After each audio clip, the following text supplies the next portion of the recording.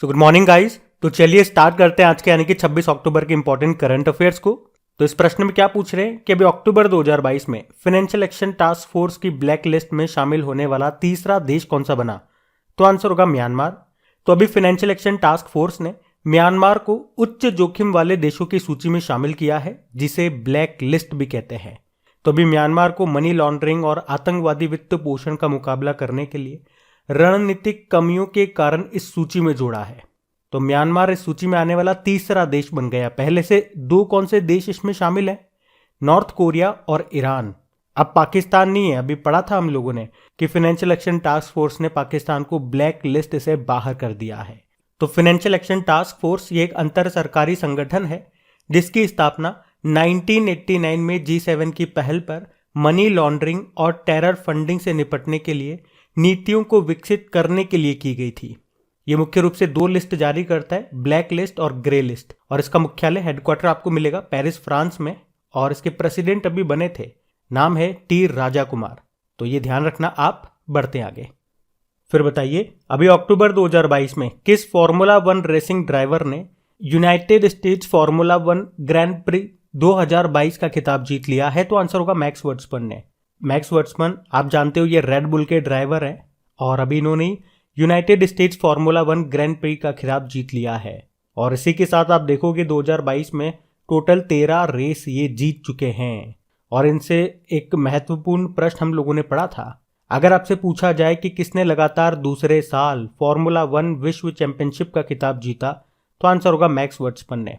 ये नीदरलैंड के रहने वाले हैं और रेड बुल के ड्राइवर हैं।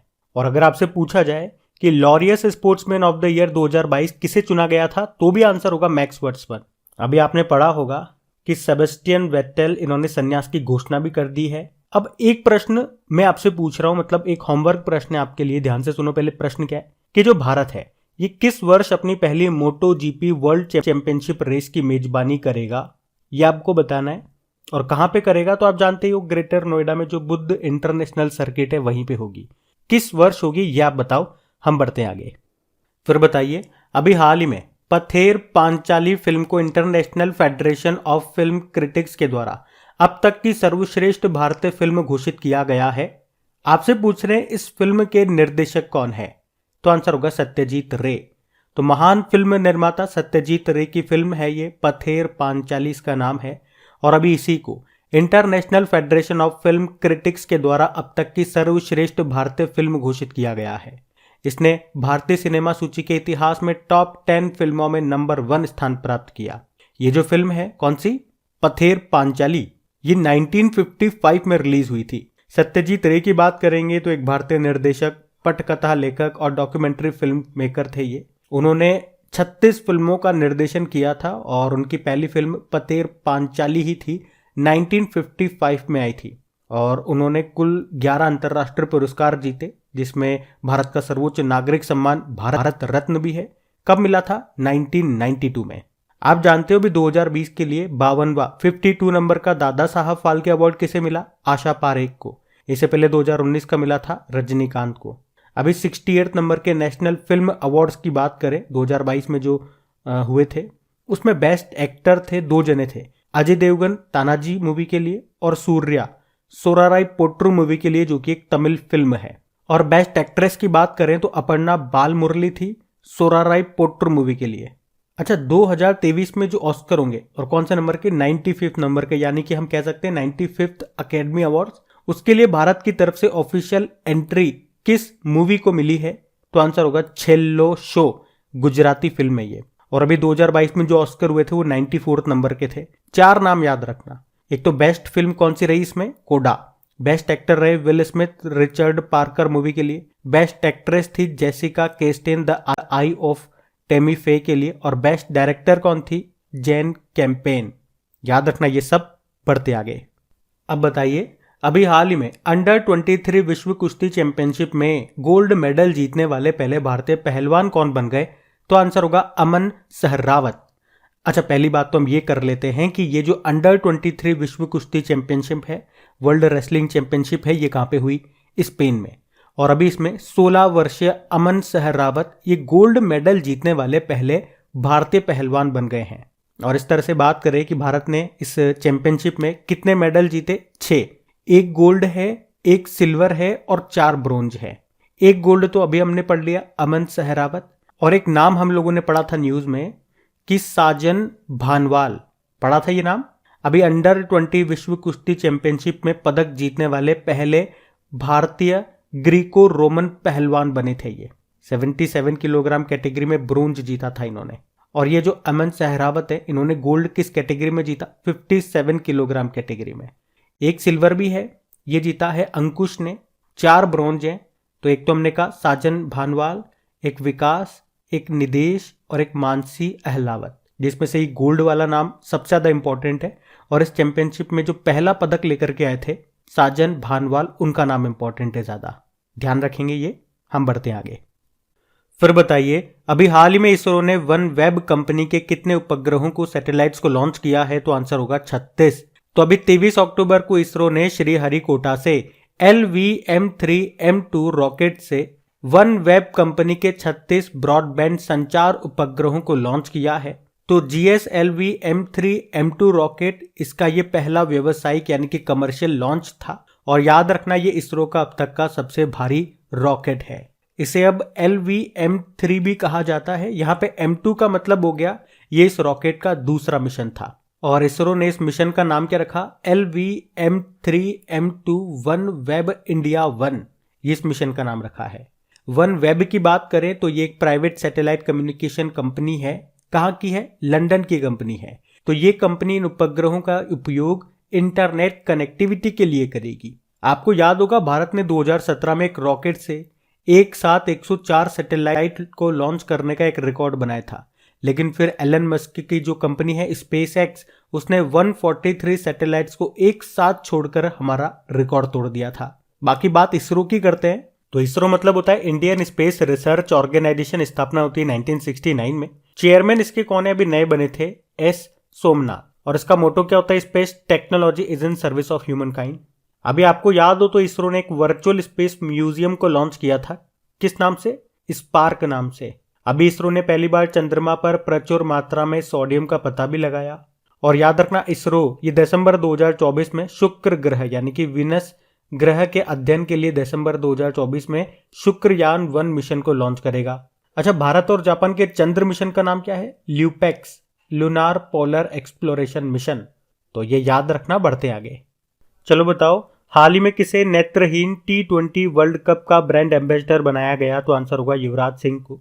तो नेत्रहीनों के लिए तीसरा T20 वर्ल्ड कप ये दिसंबर 2022 में होगा। कहाँ पे होगा, तो भारत में होगा, 6 से लेके 17 दिसंबर तक। और अभी युवराज सिंह को इसका ब्रांड एम्बेसडर बनाया गया है। इसमें Bharat, Nepal, Bangladesh, Australia, south Africa, Pakistan और श्रीलंका ये देश हिस्सा लेंगे। और इसमें हमारी भारतीय टीम के कप्तान कौन होंगे, अजय कुमार रेड्डी, ये आंध्र प्रदेश से है। आपको याद है, अभी हीरो मोटोकॉर्प के ब्रांड एम्बेसडर बने थे रामचरण, साउथ एक्टर है ये। और इसी तरह से कन्नड़ एक्टर है किच्चा सुदीप, जिनको भी कर्नाटक सरकार ने अपनी पुण्यकोटि दत्तू योजना का ब्रांड एम्बेसडर बनाया था। ऋषभ पंत ये भी उत्तराखंड के ब्रांड एम्बेसडर बने थे। और Sourav Ganguly Dream Set Go के ब्रांड एम्बेसडर बने थे। रवि शास्त्री ये फैन कोड के बने थे। MS धोनी गरुड़ एरोस्पेस के बने थे, ड्रोन बना दिए ये। विद्या बालन भारतीय एक्सा लाइफ इंश्योरेंस की बनी। Smriti Mandhana gulf oil lubricant की बनी है। Rohit Sharma max life insurance के बने। एक नीरज चोपड़ा भाला फेंक खिलाड़ी हैं, ओलंपिक में गोल्ड जीता था, गुड डॉट के ये ब्रांड एम्बेसडर बने थे। प्लांट से मीट बनाने का काम करती है ये कंपनी गुड डॉट। तो ये सारे पॉइंट्स याद रखना, बढ़ते आगे। फिर बताओ, हाल ही में किस राज्य के स्कूलों में ऑनेस्ट शॉप खोली गई है, तो आंसर होगा केरल। तो अभी केरल में ये ऑनेस्ट शॉप खोली गई है। अब ये क्या है, तो स्टूडेंट्स को ईमानदारी का पाठ पढ़ाने के लिए एक खास पहल ये शुरू की गई है। इन स्टोर्स में स्टेशनरी आइटम्स होंगे जैसे कि रबड़, पेंसिल, कॉपी, रजिस्टर वगैरह वगैरह। और इन स्टोर्स पर खास बात क्या होगी कि कस्टमर से पैसे लेने के लिए कोई शॉपकीपर यानी कि दुकानदार भी नहीं होगा।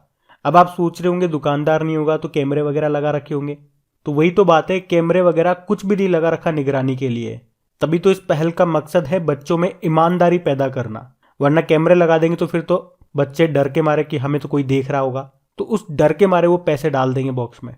तो बच्चों से डर के थ्रू नहीं, ईमानदारी के थ्रू पैसा डलवाना है। कि वो कोई भी वहां से प्रोडक्ट ले तो उसका प्राइस बॉक्स में रख के जाए। ये ईमानदारी अभी से डेवलप करनी है, यही इसका मुख्य उद्देश्य है।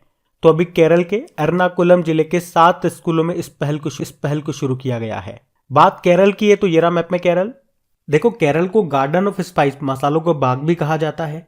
इसकी कैपिटल तिरुवनंतपुरम है। भारत का पहला स्पेस टेक पार्क आपको यहीं पे मिलेगा। विक्रम साराभाई स्पेस स्टेशन आपको यहीं पे मिलेगा। यहाँ के मुख्यमंत्री कौन है? पिनाराई विजयन है। और गवर्नर है आरिफ मोहम्मद खान। आपको याद है भारत का पहला स्वदेशी विमान वाहक पोत का नाम क्या है? INS विक्रांत। और इसे किसने बनाया? कोचीन शिपयार्ड लिमिटेड ने। याद रखना, भारत का पहला हाइड्रोजन ईंधन वाला इलेक्ट्रिक पोत इसे भी बनाएगा कोचीन शिपयार्ड। और अभी किस राज्य ने देश की पहली ऑन्कोलॉजी प्रयोगशाला का उद्घाटन किया था? केरल। अभी 75वीं संतोष ट्रॉफी का संबंध फुटबॉल से है।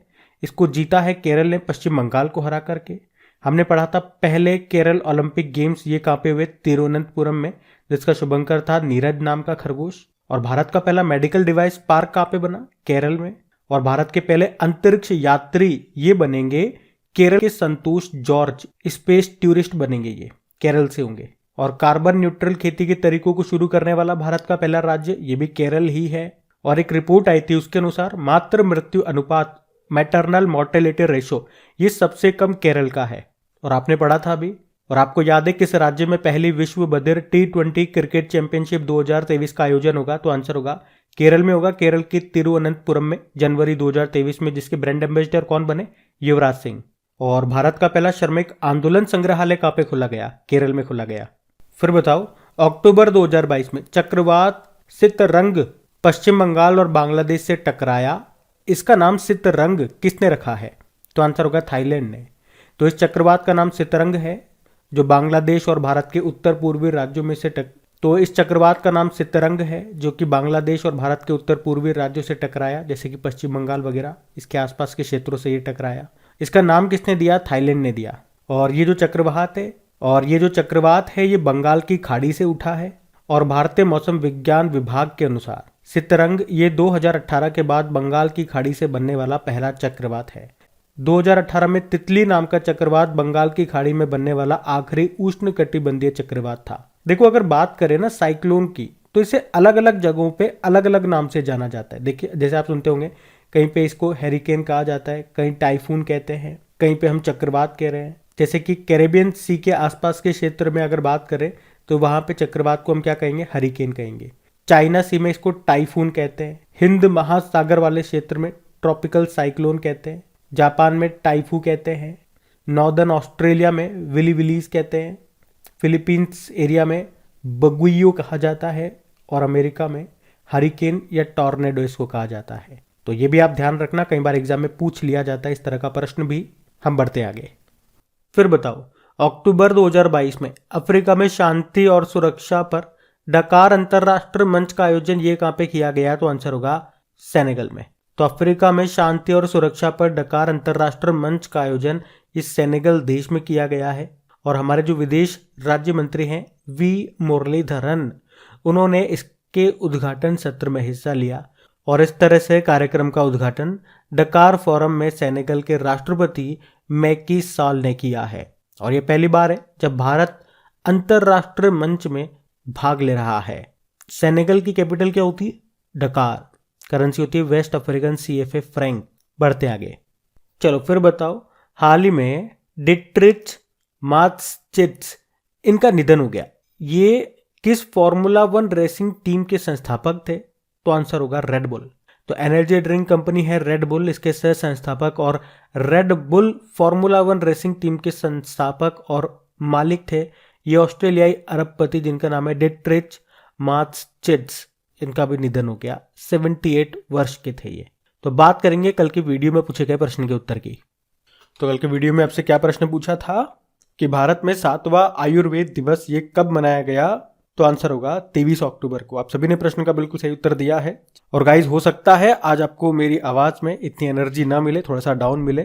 तो एक्चुअली में मुझे फीवर जैसा हो रहा है, इसलिए बोलने में थोड़ी सी दिक्कत आ रही है, इसीलिए आवाज में थोड़ी कमी आपको सुनाई दे सकती है।